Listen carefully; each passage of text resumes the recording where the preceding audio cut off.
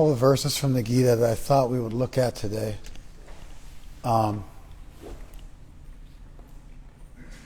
go through them. We'll just go through the Sanskrit, and you guys will get a sense of them, and then we'll discuss them a little bit. Dhyayato vishayam pungsa.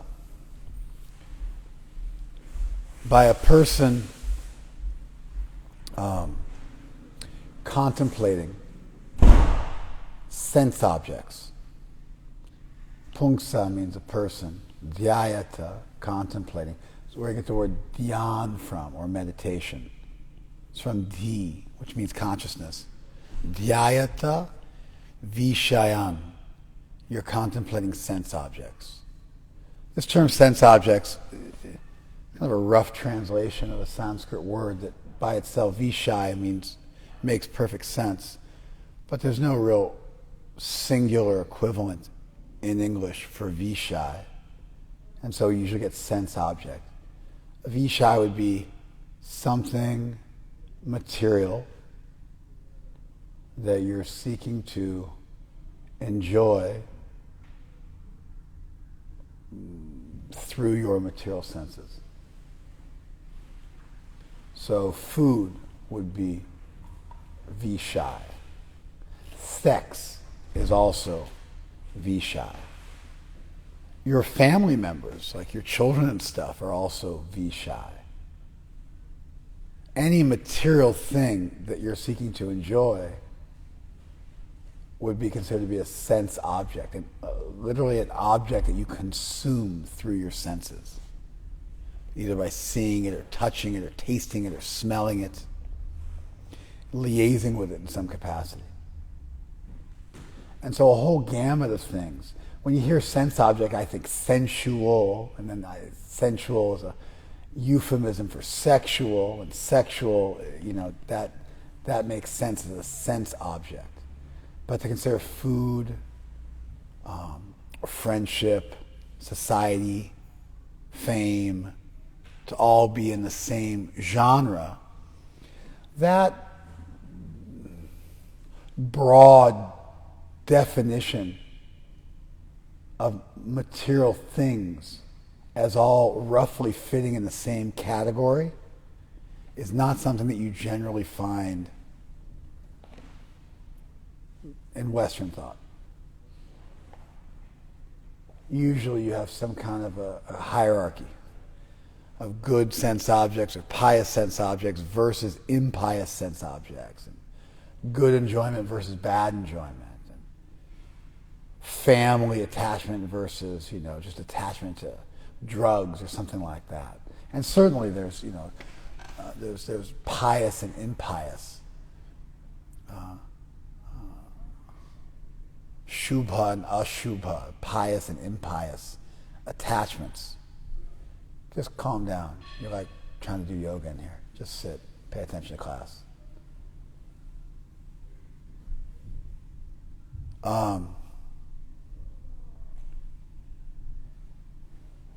So sukrit and duskrit, shubha and ashubha, there's all sorts of words that communicate pious and impious in Sanskrit. But vishaya refers to anything material you might get attached to in this world.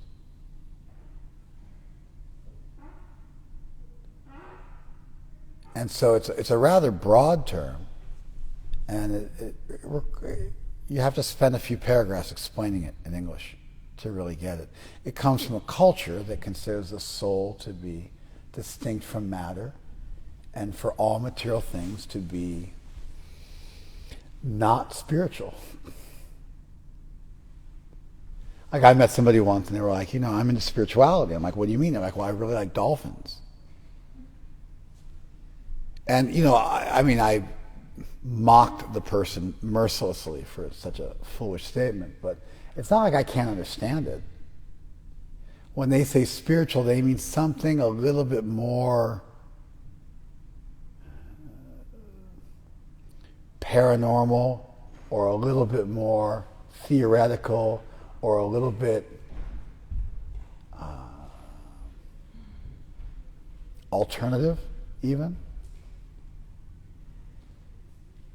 Right? And so this idea that everything material fits in the same bucket. Krishna speaks about being purified of sukrit ota and duskrit ota, things arising from piety and impiety. And you can be freed from both. People don't think about being freed from piety, from being freed from good karma. But that comes up in the second chapter of the Gita. That yoga can free you from the reactions to both piety and impiety. That statement is bizarre to a Western mind with a good and evil as the two basic categories of existence. And not where good and bad are both material and there's some other thing called transcendence. You get like the three states of wakefulness and dreaming. Swapna is dreaming, and Nidra is sleep, and then Jagrata is wakefulness. And then you get Turiya, the fourth state, beyond these three states. And all those states are material states. And both piety and impiety are both material situations, and transcendence is above them both. And both the body and the mind are both material. And spirituality is above them both. You follow? If you're going to sit so close to me, you can't be doing like tea breaks. You've had enough. You're not going to get dehydrated. You sit the further away you sit from me, the more you can do weird stuff and like make tea and do yoga and do whatever. And I won't. Like if you get far enough back, you can like cuddle with your significant other, and I probably won't bat an eyelash. But if you're up close, then I see everything you do, and I need you to do kind of a Zen Buddhist thing and be real focused.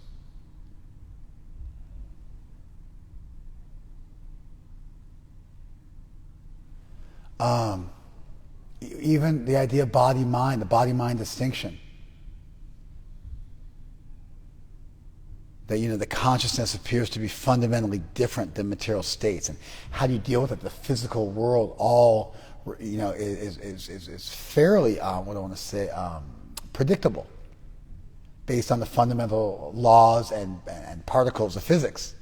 But then there's this other thing which is unpredictable, namely consciousness, with weird things like free will and why you should even be conscious in the first place, because chemicals certainly don't require to be conscious to function and interact with each other, or for life to perpetuate itself for them. Physics, but the basic laws of physics, you should be able to predict everything. Consciousness, it seems to be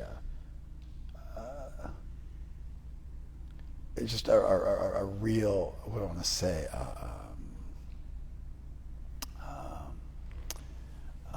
spanner in the works.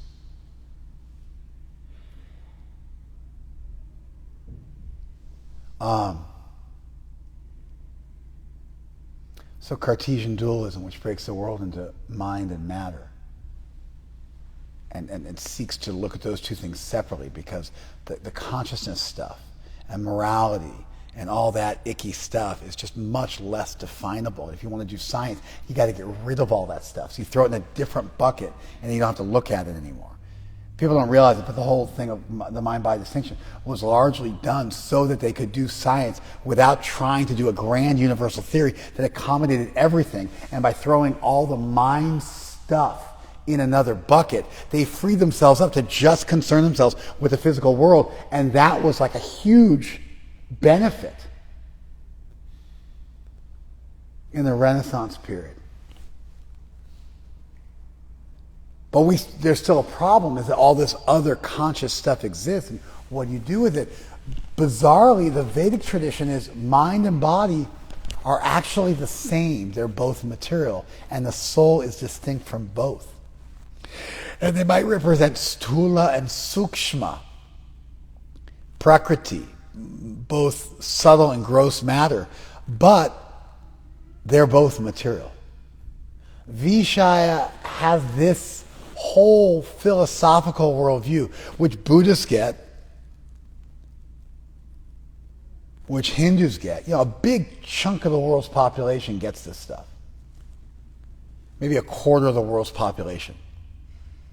easily understands this. But for anybody from the Middle Eastern traditions, and it's funny enough, that's really what Christianity, Judaism, and Islam are. They're Semitic traditions, they're Middle Eastern traditions. It's not really Western religion. It's Middle Eastern religion that then became popular in the West. But when you look at this idea that everything material is really the same fundamental thing. It's the soul misidentifying with matter and getting excited about matter in whatever combination that matter appears. Just a single term that reduces the entirety of material existence down to one thing, namely the objectification of things and the attempt to enjoy things and process things through your senses with you as the enjoyer. Thank you, Kat. That we don't have in English, do we? You could say matter, but then, more enigmatic things like fame or strength or intelligence or conscious, material consciousness, they don't seem to fit in the matter category. But Vishaya includes all of it. Dhyato Vishayang Pungsa. A person contemplates sense objects. Vishaya. And then, Sangat Tesha Upajayate. Dhyato Vishayang Pungsa. Sangat Tesha Upajayate. From that, attachment is born.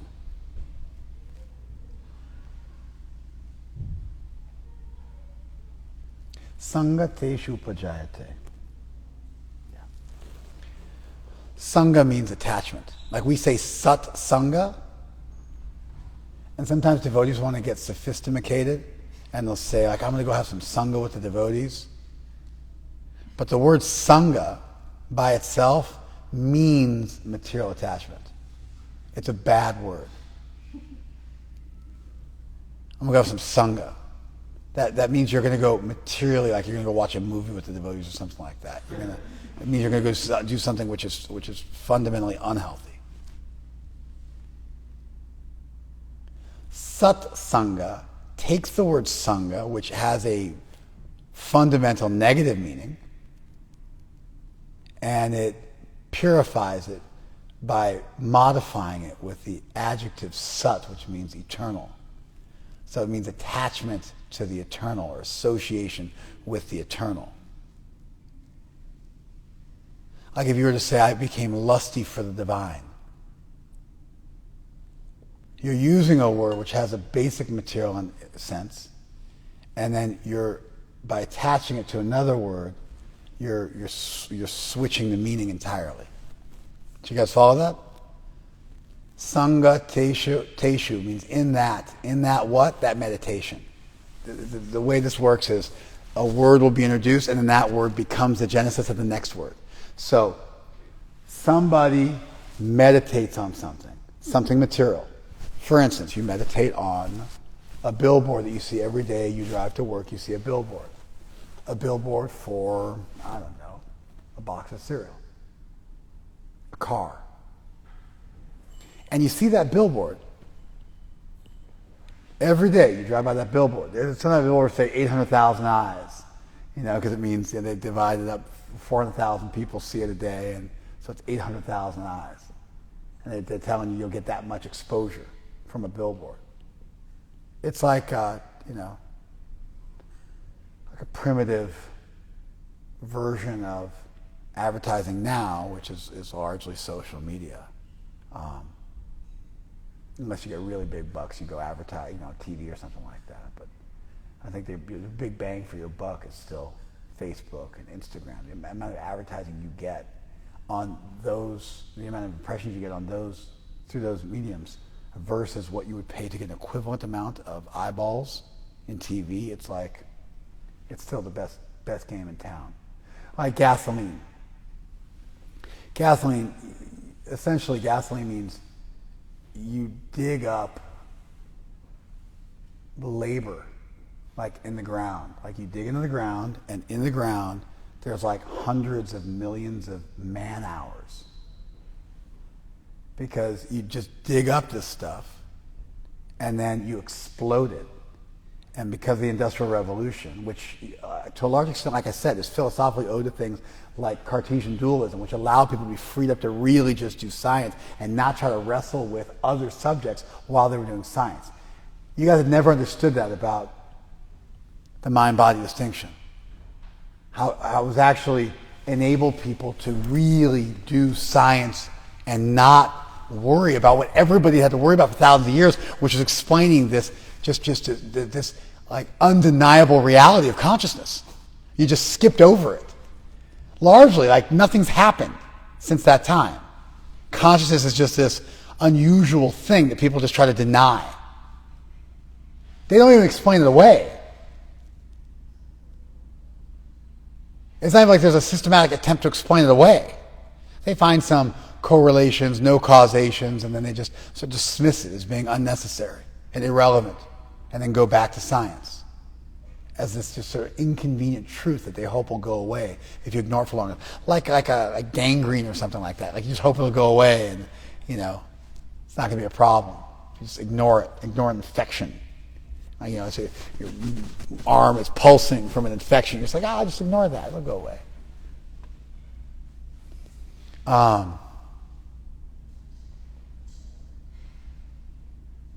You dig into the ground, and there's this black stuff, and then you burn it because you don't care about the environment. And because you've made machinery, the burning of that fuel is able to create steam, or it's able to move a piston, and you measure this horsepower. Which means you're measuring it as, it's an arbitrary measurement. I don't think they actually measured how fast a horse runs, and I don't think they actually did that. But anyway, so they measure this horsepower, which is saying this is labor. It's okay. Don't worry about it. It's labor.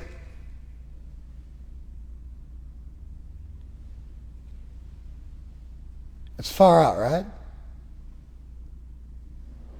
There's just this free stuff in the ground. You just dig it up, and it doesn't cost much to dig it up. It costs hardly anything to dig it up. It's a good return on your investment because you just dig into the ground, sometimes very little. Sometimes it's like in pools.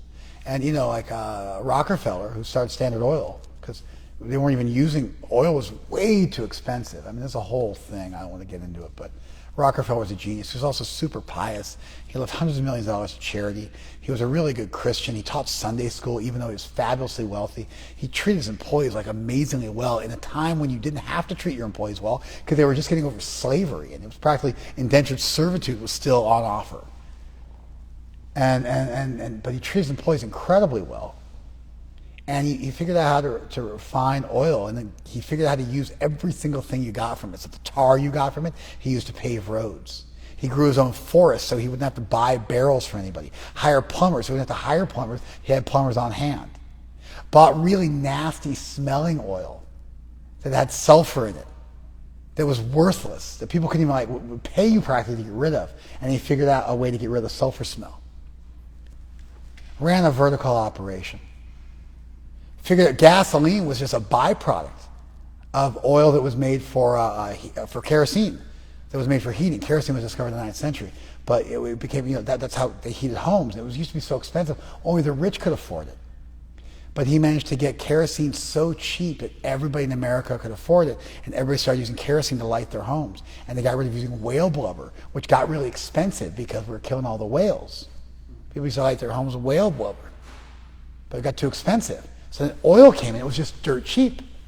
Then he shipped oil to Russia, where they had way more oil. But he was such a good businessman that he was able to actually beat them on the price by a few pennies and still make money.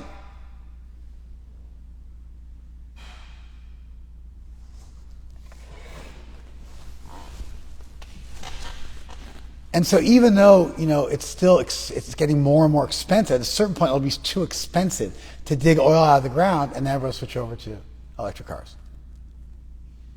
As long as it's cheap and all you're doing is polluting the environment, you just can't get people off of it. That's why coal people are still doing. But at a certain point, you have to dig deep enough into the coal mine. You know, like Lord of the Rings. You know, the dwarves dug too deep and they awoke a monster. You know, you have to dig too deep and it's no longer viable. And then you'll switch out of coal. You'll switch out of oil.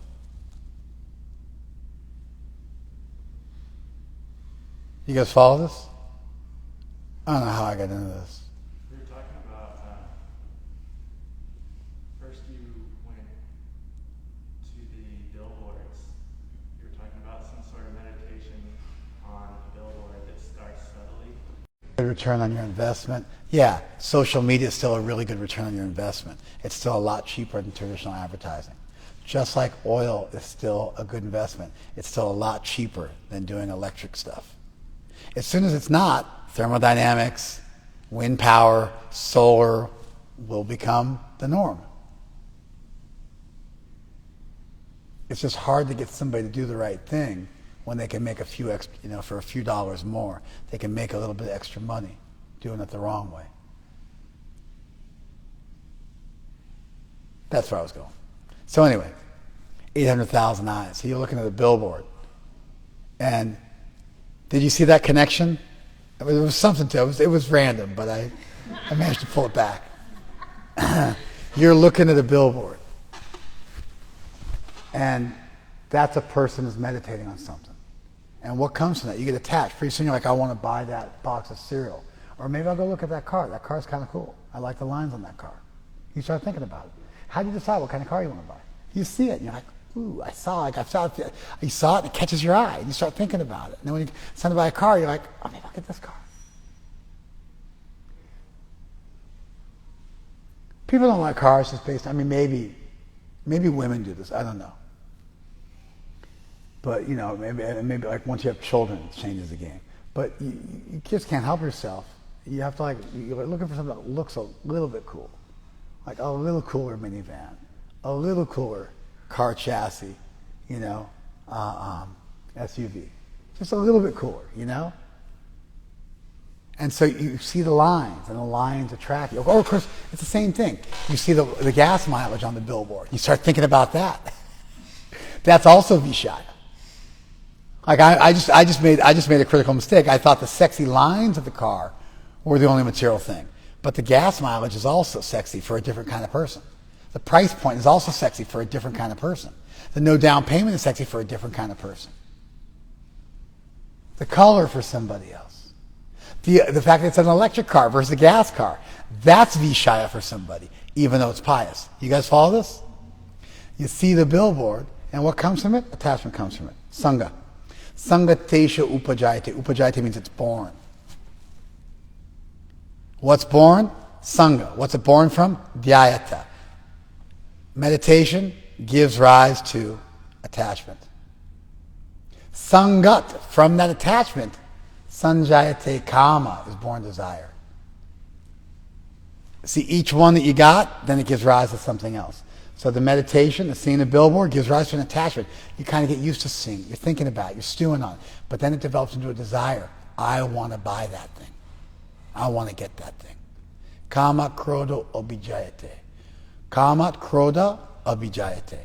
And then desire gives rise to anger. It gives rise to anger because either you get that thing and it didn't live up to the hype, or you get it and it did live up to the hype and it broke, or you get it and it lived up to the hype but something better came along, or you don't get it. Doesn't matter. Anything you get in the material world has planned obsolescence, and because you're not material, C.S. Lewis said, if you find in yourself a desire that nothing in this world can satisfy, that's the best evidence that you were made for something beyond this world, for somewhere beyond this world.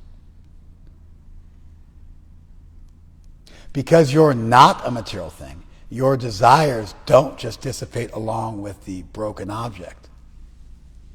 They continue to grow, and they have to be. You have to find new satisfaction, a newer object, or a more intense form of that object, whatever it might be. So from seeing something, from contemplating it, you get attached to it. You get attached to it, it turns into desire. You get a desire, it turns into anger. Most people don't understand the connection between attachment and desire and anger. And desire doesn't just mean sexual desire. It could be a desire for a box of cereal.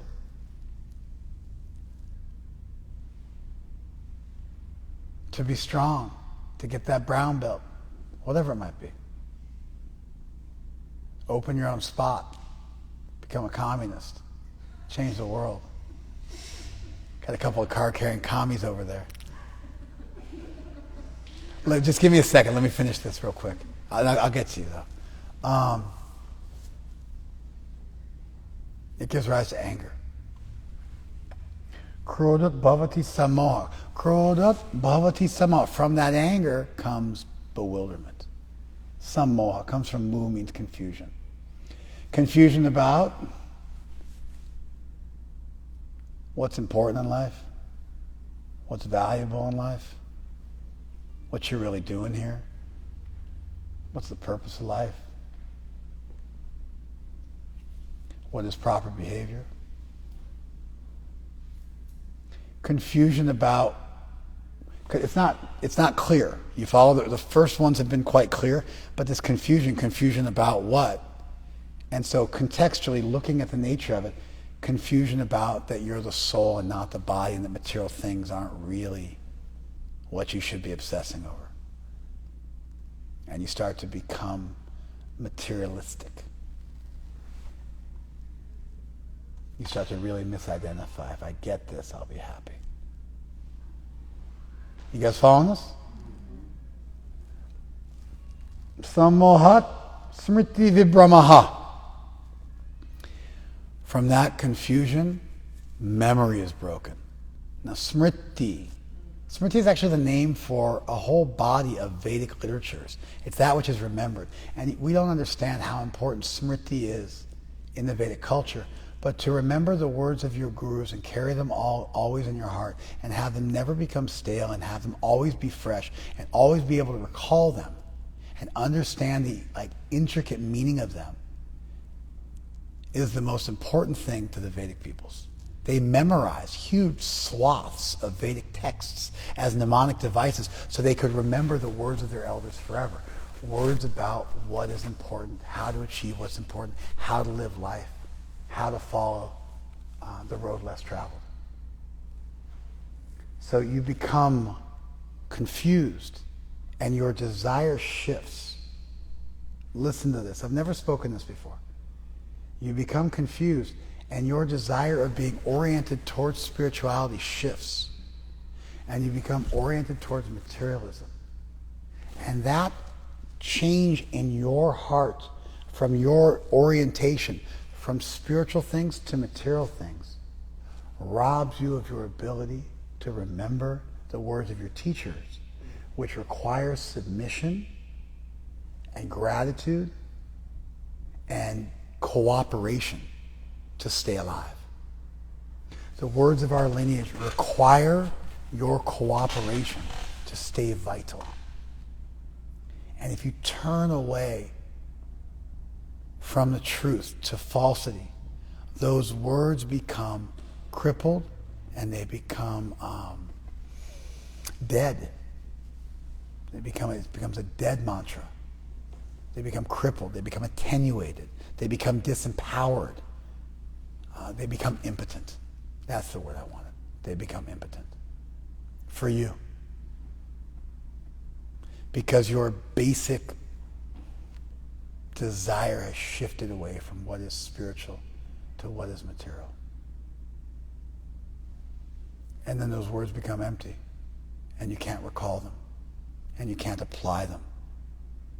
You can't remember them. There are different ways you could break this up and explain this. This is that way I'm explaining it today.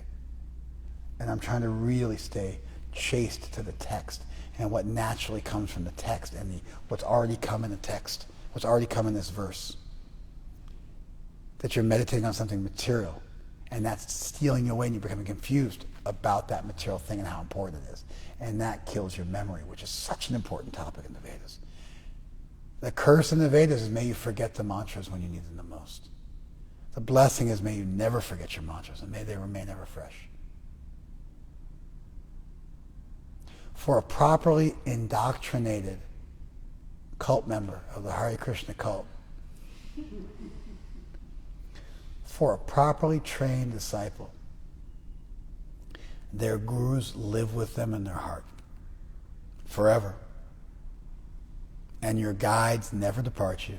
And as you navigate life, you have expert captains helping you to steer the ship of your body and mind. You learn the lessons, and those lessons live in you. And they come to you when you need them. And you never fall away because you're chaste and you stay tethered. And your basic orientation stays favorably disposed towards your teachers and your texts. And then that knowledge was impregnated in you. Through your ear, knowledge was poured into you. And it grew inside you. And then it becomes yours. Then your gratitude to your gurus is unlimited. Your fidelity to them becomes set in stone. But you become the embodiment of that knowledge. And you can then pass on to the next generation. But it never leaves you, and it's with you all the time, and you'll never slip, or at least you'll never fall, or you'll never not be able to get up, because you've got the right mentality. You're not offensive. And it's just a matter of time till you bounce back up again.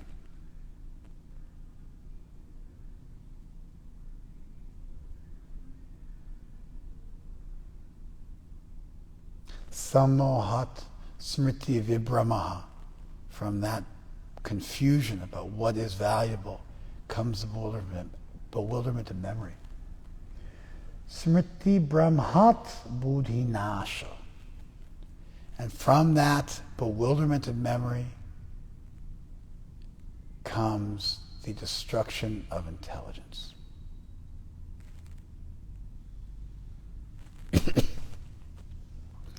Intelligence is the ability to actually walk through life and determine what should be done and what should not be done and navigate life. And deprived of your roadmap of memory, you're now unable to navigate. And you were deprived of your roadmap because you didn't want it anymore, because you became confused. You couldn't just truly choose an evil because nobody would do that, so you must have become confused. You're ultimately responsible for it. It's a nice way of saying it. So you contemplate that billboard, you start to get attached to that car, you want to buy that car, right? Then you become bewildered that you really should be taking care of your family, not buying that car. That's also a material thing, but it works for this analogy. Then you forget all the good lessons that your father taught you about how to provide for your family. And then your discrimination is lost and you spend money on a new car instead of feeding your children or paying your mortgage or something like that. Following this?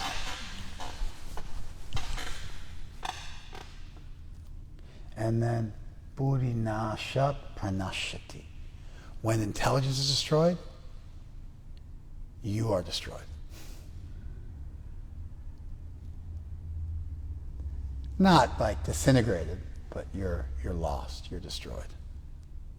You destroy the self because the intelligence has been misdirected, because you've forgotten the lessons, because you turned away from the truth, because you were angry, because your lust didn't make you happy, because you got attached, because you spent your time meditating on the wrong stuff.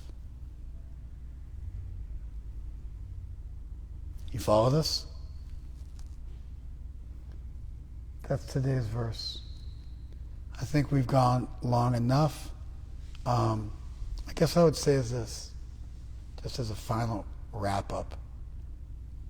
And then I'll let them go on IGTV and you can ask your question, make your comment.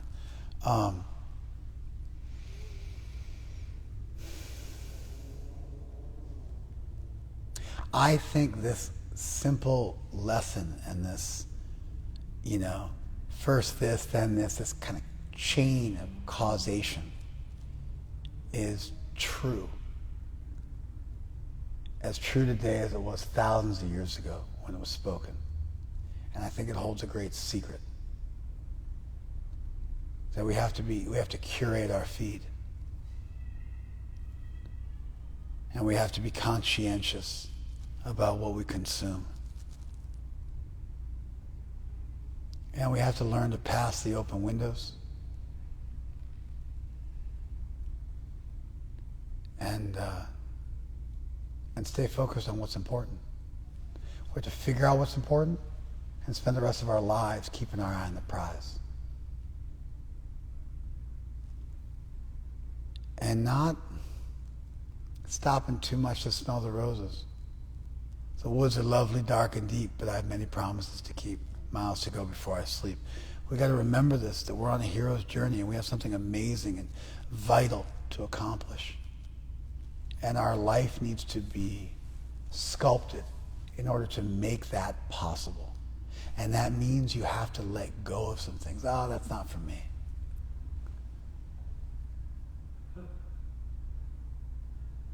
That's not for me. Do you want that? Yeah, I probably do want that, but that's not for me. I want that more. I got a bigger yes.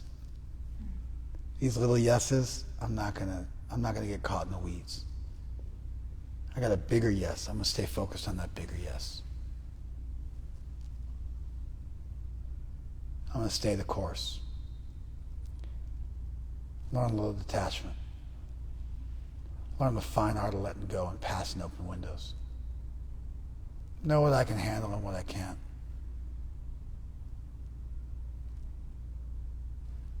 This is vital. Today is relevant for all of us. Oh, I want to join the Coast Guard. That would be so sexy. Now I'm going to have to move away from the devotees. Probably can't do it. I got to solve for this job as a fireman up in like Northern California. Nah, it doesn't work. It take me too far away from the devotees. Oh my God, this guy wants me to model. Yeah, that doesn't sound like a good idea. I'm going to pass that one up.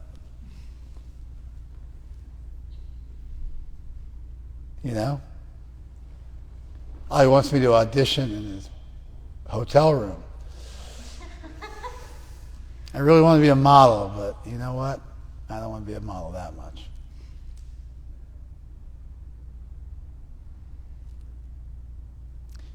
This stuff is about understanding what's important and understanding what's going to take you away from what's important.